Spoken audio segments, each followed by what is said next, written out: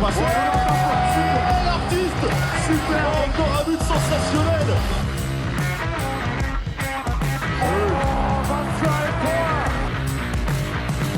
That's a brilliant bit of follow-up play by Mahe. Oh my goodness me, what a shot. Sagosen setter det hen! Han setter den!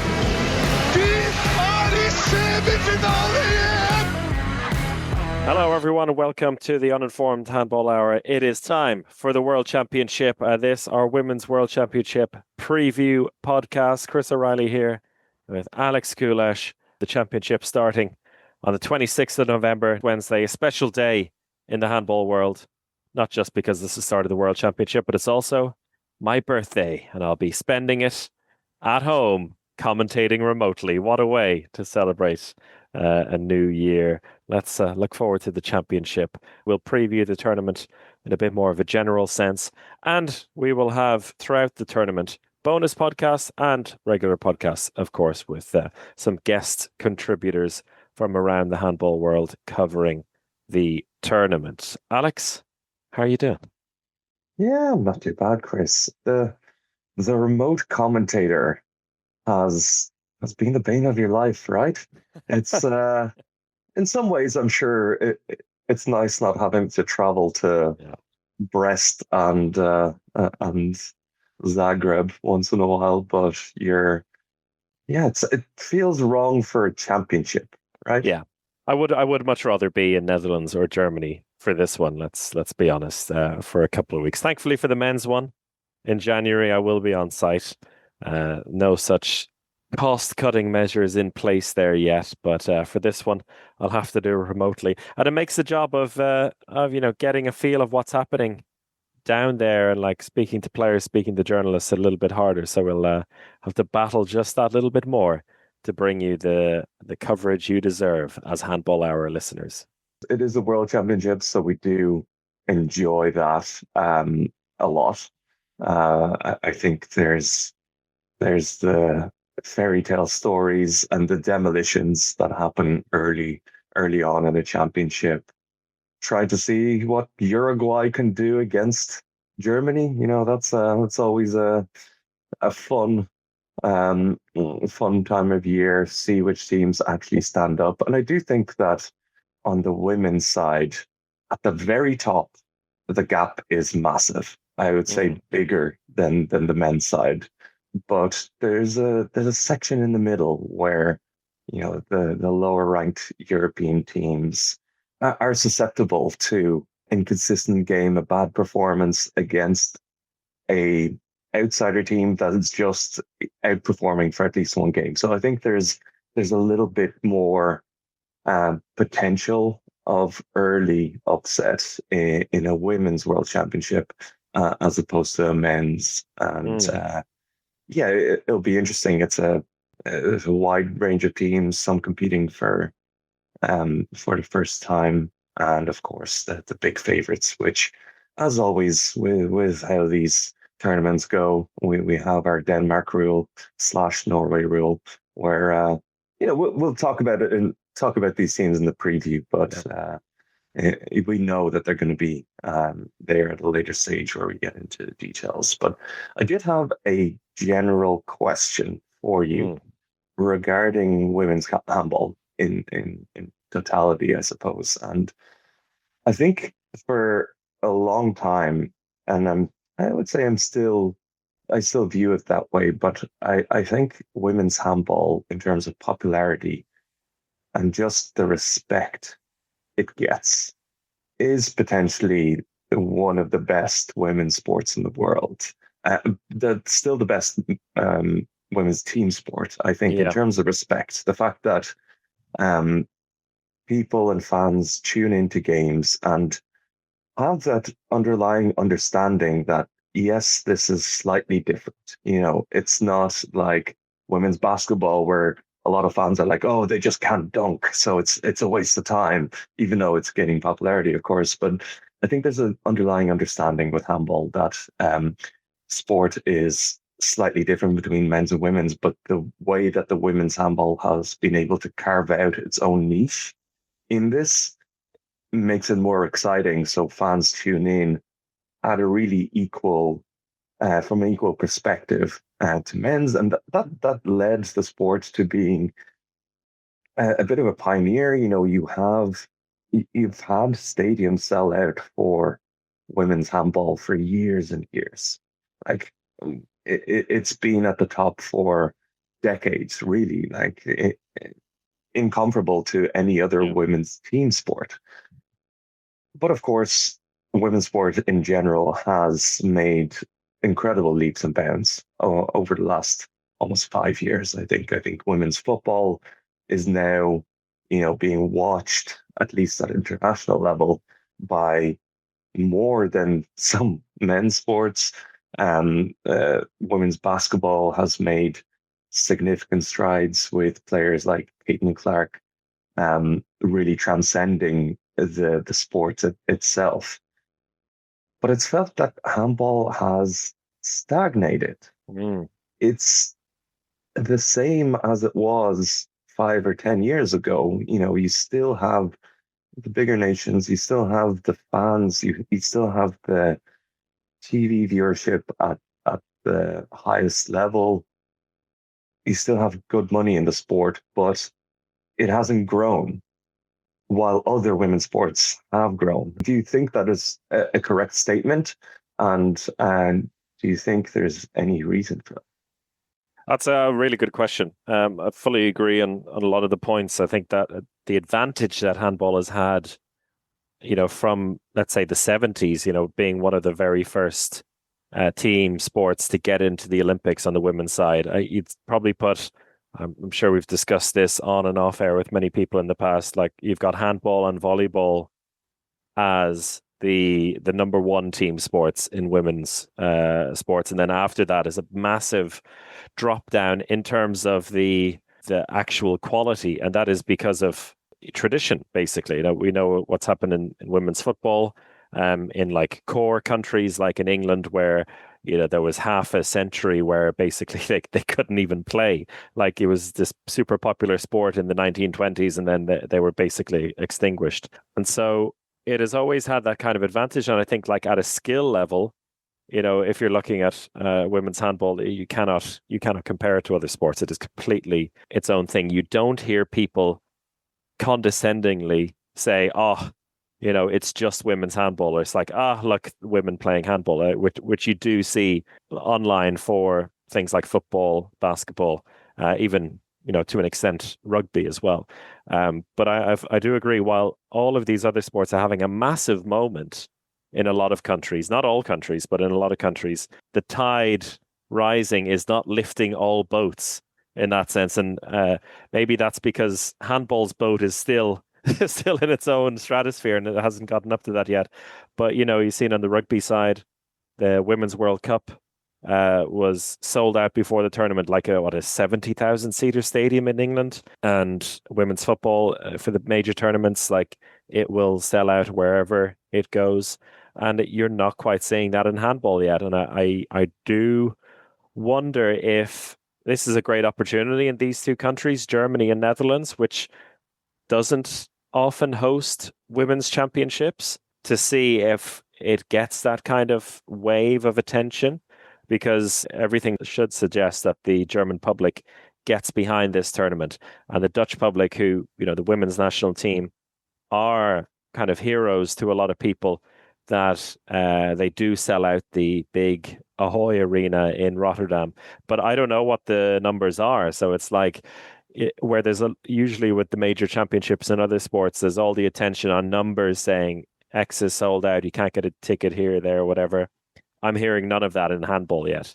And I'm not getting that same kind of excitement that you're getting in other sports. I think maybe it's a little bit because it's already there in the established countries, like you talked about. I mean, here in Scandinavia and in countries like Hungary, Romania, it will always be a major thing.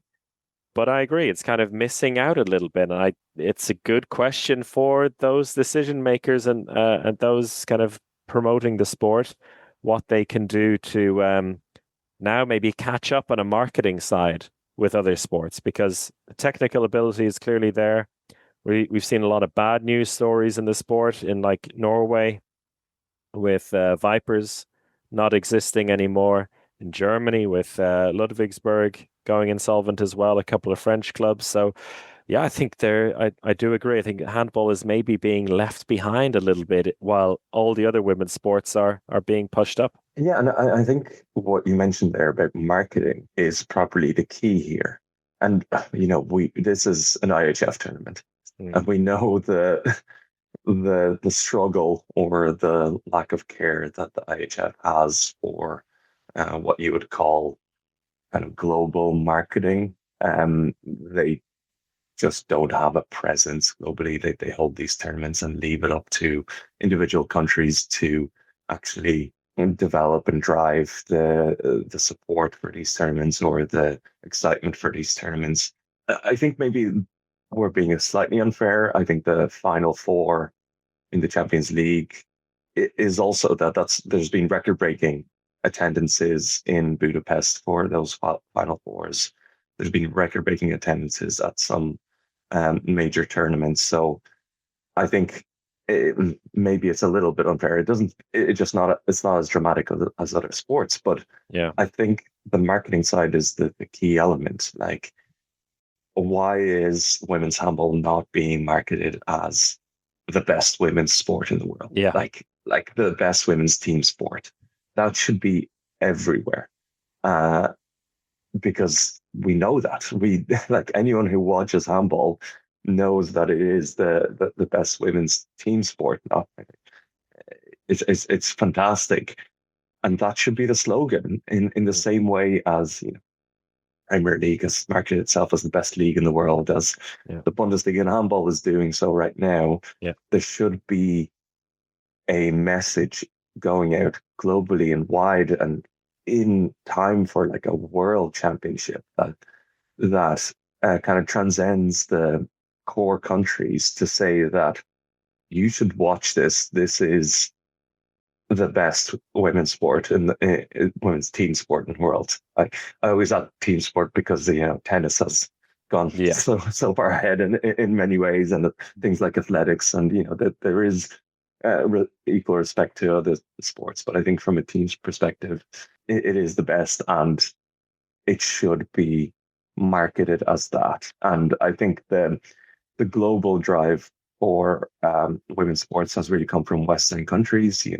US with the WNBA, the UK in terms of rugby and football, I think Australia as well. And that's maybe the disconnect here, that this is the gap in all of handball, that the English-speaking countries in the world, which do dominate all, marketing, storylines, media, do not play the sport and are unaware of how far handball's come in this. And the IHF, even just the fact that you've stated that you're going to be remote commentating for this Women's World Championship. And okay, it's the Euros for the men's, but if this was a men's World Championship, I would say you would be there.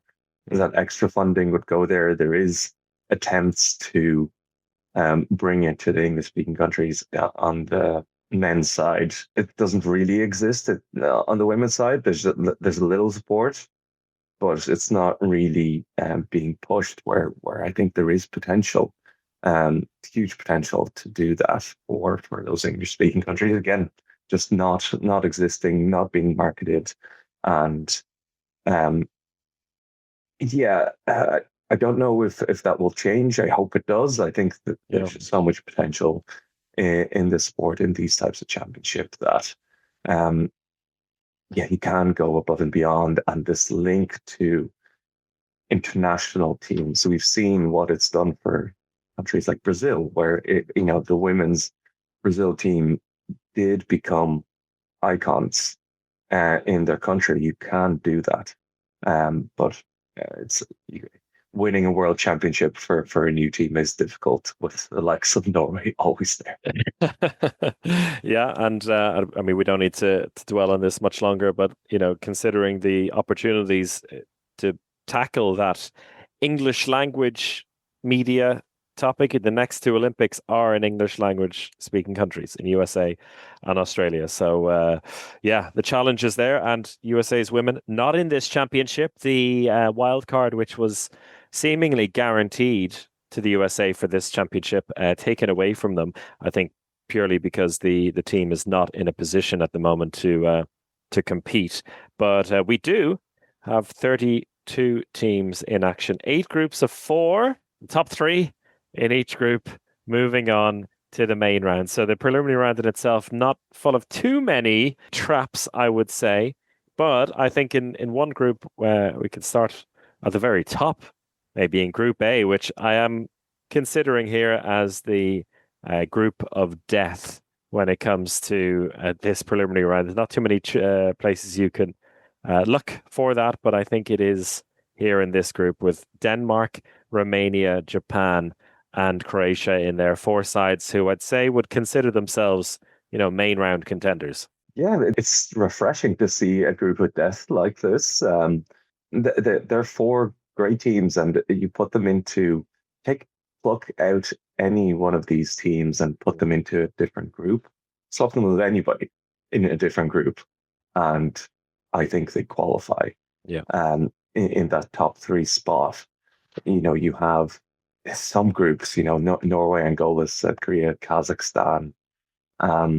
There's Paraguay and Faroe Islands, Uruguay, Iran, and Senegal in a group that, again, we may be underestimating some of these teams, but Japan especially have proved for the last number of championships that they are a rising nation in women's handball. Romania continue to be, Romania is arguably the best league in the world, top to bottom. That is might have the most investment in it. It brings the most players in. Denmark, of course, continue to just want that gold medal. We'll see if anything's changed for them in this championship. And then Croatia being, weirdly, Croatia being the wild card in this. You don't know which one is going to show up, a medal contender or the team that gets knocked out. But maybe at the highest level, let's go with talking about a little bit about Denmark. Do you think anything has changed for this Denmark team to allow it to again make the step? We've talked about this for so many tournaments. Are they good enough to win it this time? And have they made any changes that seem like that would help them? Well, I've seen Denmark in action as they actually destroyed Sweden in the second half of a test match. 35-23 was the score. And I mean, the major change for this Danish team is in the head coach position. So Jesper Jensen is gone. He gave up the gold medal hunt after coming close on so many occasions, and they've brought in Helle Thompson as the head coach, and Bojana Popovic is the assistant coach, the former head coach of and legend of Montenegro. So very exciting coach duo there. The team is looking, I would say, quite fresh. I think there's quite a few changes that have happened there, and it's probably going to be a recurring theme as we look through this championship, because it's the first world tournament since the Olympics, which was just over a year ago. There has been a European Championship in between, but that didn't seem to have the complete flush of new players. Now everyone has had a whole year to build a team, and Denmark are one of them that have gotten in quite a few new players and players who have been maybe a little bit on the edge. There's one in particular that a lot of people are excited about, Giulia Scaglione, who's only 21, playing for ECAST, and she's been kind of on the future best players list for quite a while. And so there's a lot of those players and players who are in their early mid-20s and are now taking over as starting players in the team. So I think that's really exciting for them. It's like a fresh new start. Helle Thompson as well, in the last few months, has tried out a few different things in defense as well, which I think, for Denmark and France, they're going to have to come up with something new, something special to go all the way and to beat Norway. And I think that Hella Thompson has been trying that with a bit of a 3-2-1 defense as well, which is quite unique in women's handball. We've maybe only seen France try that in the past. So I think that is a team which will have a new look and feel to it in this tournament. There was some sad news that Mette Tramborg, she limped off injured. She's withdrawn from the squad, and Althea Reinhardt, she's been on and off with injuries for quite a while in goal, but they are well covered, I think, in goal with Anna Christensen and Amalia Milling. So also, in the goalkeeper department, a brand new generation of players. Christensen, who was the MVP of the Euro last year, so not completely new, but so sweeping changes for this Danish team, I'd say. Yeah, Scaglione, really, really exciting talent. She's got 52 goals in the Champions League this year. She's a top scorer, and she's coming into this tournament after scoring 22 goals in 2 games against Podravka in back-to-back games in the Champions League. So definitely in form, as always. And this has been a story for this Danish team for quite a while. They don't have a right back. They've just lost their right back. Yeah, there you go. They quite literally don't have a right back in the squad, which is an issue that they have to get creative about, as always. I think Michaela Muller and maybe a little bit of Helena Elver will be filling in there. Maybe even a little bit of Hansen. She did it for Györ years ago. Exactly. So they can do it, but it's not ideal. Yeah. And this has some parallels to how the men's side, for many years, we said they don't have a right back, and then they popped up with about 17. So maybe there's a young star in an academy somewhere that is going to take this team to another level. But that's my biggest worry for Denmark in this case. And for once, the tournament is not in Denmark, so that is a challenge for this team. Maybe it's a freeing element. I don't know. I think it's being in Netherlands and Germany is still quite comfortable, I'd say, for Danes. It's just down the road, so I'm sure they'll get a nice traveling contingent. Besides that, I think it's really tight in this group. Like, it's hard to know which way it's going to go. Romania, it's a new generation of players. As you said, they are coming, like all of these players are coming from the Romanian league, which is arguably the strongest at the moment, but almost none of them are playing for CSKA Bucuresti, which is the best team. You have, I think, one player who's the second choice right winger. So very, very much kind of building a team without major superstars, but I saw them in action in EHF Euro Cup. They look quite good. Croatia, I think, a bit of a new generation as well, but it feels like a far cry from that Euro bronze medal in 2020. Though a World Championship is a good tournament to try and make a breakthrough again in. And I'm excited about Japan. I'm going to be honest. They were one of the most exciting teams 2 years ago. They beat Denmark on the home soil during the tournament, and they too have brought in some new talent, and they have a man who's come in as head coach who knows how to deliver a tournament with a non-European team. It's Morten Soubak, the Danish coach who has coached Brazil to the World Championship. He won gold in 2013, also coached Angola a number of times. So he's basically a non-Europe expert. So I think they've got a good coach in there, and it'll be interesting to see what he adds to, I think, a Japanese team that were full of trick plays a couple of years ago. Yeah, definitely.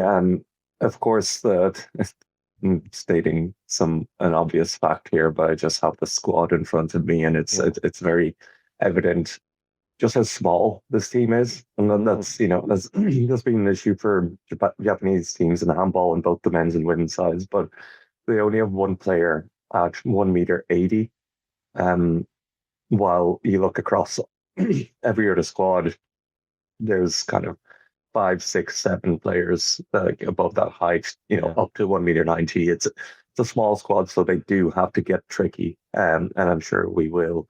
Um, Hopefully get some insight into Japan as the tournament goes on. Mm. The only other thing I want to mention is friend of the podcast, Asma El Gui, has switched allegiances and will be playing for Romania. So the Tunisian line player is in the squad for Romania. So that's an interesting story to keep an eye on. And before we move on to the rest of the groups, we will have our interview of the podcast. And joining us from one of the most exciting teams, we just spoke about them, Japan, we have line player Clare Gray. And that may not sound like the classic Japanese name. That is because her father is Australian, but Clare has grown up in Japan and plied her handball trade there her entire life. She's over in France at the moment as Japan do their final preparation for the championship. And she was very kind to take a few minutes to have a little chat with us about her handball journey and what she's expecting heading into this championship. So let's hear what Clare had to say. So joining us on the podcast just a couple of days before the World Championship, we have Clare Gray from the Japanese national team. Clare, it's lovely to have you on and also to take some time to speak to us so close to the championship. How are you feeling with the tournament just a couple of days away? Yeah, a little bit nervous, but mostly I want to have fun. I'm so excited. It's gonna start in a few days. And we are comparing the preparation. A little bit tired, but I'm good. We are good. Yeah. Well, body and mentally ready for the game. Lovely. You've had preparation over in France for the last week or so. You've had a couple of test matches as well against Angola and France most recently. How has that preparation been for you as a team? And I guess maybe you can talk a little bit about the importance of playing matches like this against teams from other continents just before you go into a world championship. As a team, our offensive strategy has been built around creating small and quick movements and make large space where we can attack one against one against physically stronger players, opponents. And whether our back players exploit those space or our pivots uses them will be the key of the offense. That's something which I think the team has shown a lot of in the last couple of world championships, and a lot of people were very impressed over the last couple of events as well, and how this Japanese team play a very different style and quite tricky as well for everyone else. And you talked about the physicality there.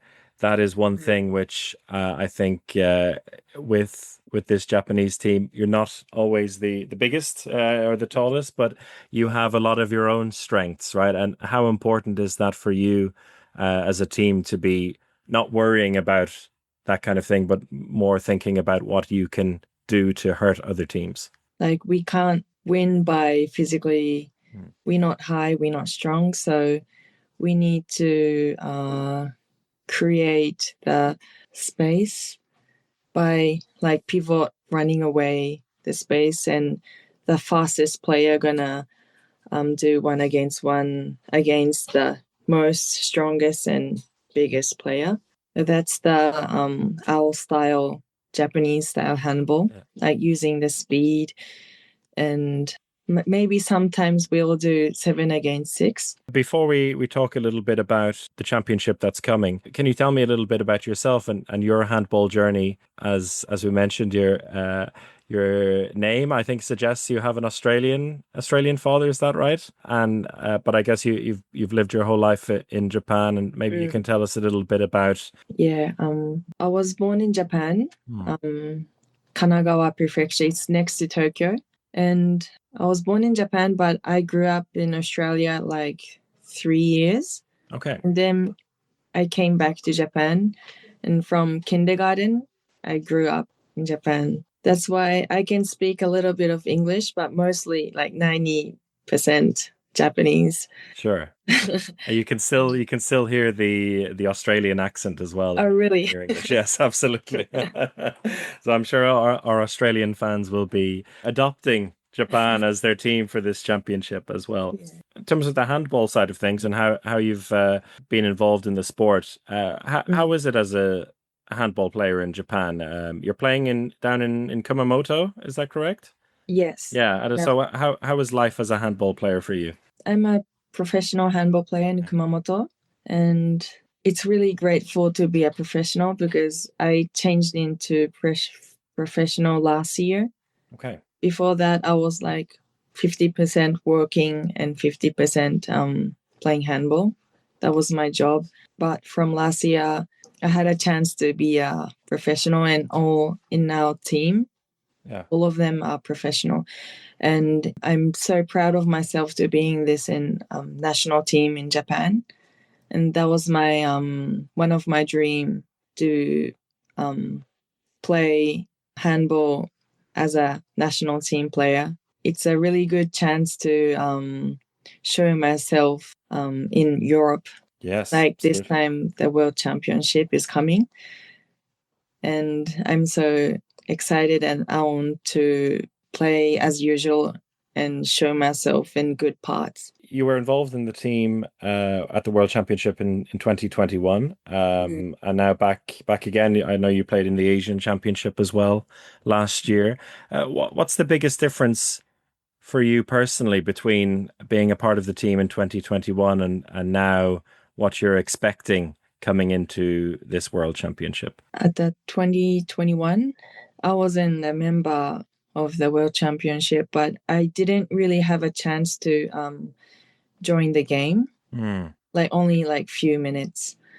But this time, the Danish coach came, and I really like his style of handball. He teaches really good, and he doesn't like say strongly to players. He doesn't shout like truly. That's the way of Japanese coaches how to teach handball. But he has his style, and we want to follow his style handball. This time, I have much more chances to join the game. Tell us a little bit about Morten Soubak, the coach who has joined. He, I think, has quite a strong reputation in women's handball. He has been in Brazil. He helped bring them to win a world championship. He has coached in Angola as well. So he's quite the expert in non-European teams and bringing them to compete at a high level. Has he also maybe given you and the team a bit more maybe insight or confidence in terms of coming up against the teams that you're expecting now in Netherlands? He always gives us confident feelings. He doesn't say like bad words to the players. He always cheer us up and always positive and say exactly what we have to do. It's exciting to see how he will influence the team as well, because I think, as we spoke about, the Japanese handball style is very specific and I think has gotten a lot of people excited over the last few years. What do you think the main difference has been in the last few years that has seen Japanese women's handball rise so much? I mean, at the World Championship 2 years ago, your teammates did a brilliant job, got a big victory over Denmark as well. And you won the Asian Championship, beating Korea. I think it was that felt like a big step as well, to be the top team ahead of Korea, who I think a lot of people have always seen as the number one Asian women's team. So is there something in particular that you think has been key to the development of the team? I feel that over the past few years, we've really grown into a team that can compete with the best in the world. Every year we're getting close to Korea, where we have to always be the best in Asia. And also like Denmark or France is like here, and Japan is always like pretty low. So every year we have to be closer and closer. I guess for you as well, you said earlier that you became a professional last year for the first time. Things like that, I guess, are a big help as well to be able to focus 100% on you as a handball player. And I suppose brings a lot of confidence in yourself that you know that you're able to match or to give as much time to your sport as all of the players in Europe. If we look a little bit ahead to the group that you're going to be playing in, it is on paper definitely the most evenly fought one. I think it's all four teams. If you put them in any other group, I think you would comfortably qualify for the next stage. But Denmark, Romania, and Croatia, three strong European teams, but three teams that Japan over the last few years have gotten victories over. So have you been talking a lot within the team about your upcoming opponents? Yes. Firstly, we're gonna do the game against Denmark, but all of the team, I talk about it, but everyone is tall and strong. That's why we can't like fight with physically situations. That's why we're gonna avoid that situation and do our Japanese style handball. Like about the pivot in my position, have to get the ball in low position, and that's my strong point. That in Japan, everyone is like smaller than me, so I get the ball upper. Right. Yeah, but this time I have to be in low position, and I want to score and draw fouls by using that low position. Yeah. Okay. Yeah, that's interesting. Particularly because with if you think about Denmark and particularly Romania as well, very very tall players in the defense. So you're going to try and make life difficult for them by staying low. Yeah, I think that sounds really interesting. Very looking at the championship, I don't know how much handball you follow like normally in Europe and the other teams. Are there any players in particular, any other teams that you're very excited about playing against and meeting? Maybe France. We play against France and the pivot, and I thought she was really strong and she can shoot like spin, lots of variation shoot, and she also shoot 7 meters. So she can do everything like that I like. Yeah. That's why I thought she was one of the best player, I thought. Great that you get to compete with her before the championship as well. I mean, do you feel now that we spoke earlier about the physicality as well. You've played against France before the tournament in this test match and a chance to kind of warm up, and I guess now the style of play is so different to what you're used to at home. Do you feel like it was very important to play that game? And now that you know what to expect coming into this week and maybe makes things a little bit easier, there'll be no surprises about the physicality when it comes to the tournament. Yeah, I think it was lucky that we can play against France, because Morten said that France and Denmark play a little bit similar. Yeah. We can get ready for Denmark because we played against France. Finally, then, before we let you go, I know you have to catch a bus soon to do some training. What kind of expectations do you have as a team for this championship? I don't know if this is something very formally you've discussed with the coach and with the team, but coming into this very tough group, I assume you want to progress to the main round, but how high are you looking as a team? We have we're not aiming the prize, third or fourth, five prize, but the closest aim is to go in the main round, and then we have to play our handball and get higher as we can. Yeah. Okay, so the main round is the first first step, and then everything there is a bit of, I guess, a bonus. after that. I think it's going to be very exciting. Probably the group that most people will be watching in the first week with 4 really good teams, and I think we're all very excited to see what Japan can do. Clare Gray, thank you so much for your time. Thank you for speaking to us, and good luck at the championship as well. Hope you stay healthy, and we look forward to see you in action in a few days' time. Yes, thank you. Bye-bye. Thank you very much to Clare Gray. And as we spoke about beforehand, Japan with their very specific style of handball, and really exciting to see how they match up against the European nations in the group of death. That will do it for our first half of this Women's World Championship preview. If you want to hear the rest of it right now, and you're listening on a Monday, then head over to patreon.com/handball hour. You can listen to the entire preview and, of course, bonus podcasts throughout the championship.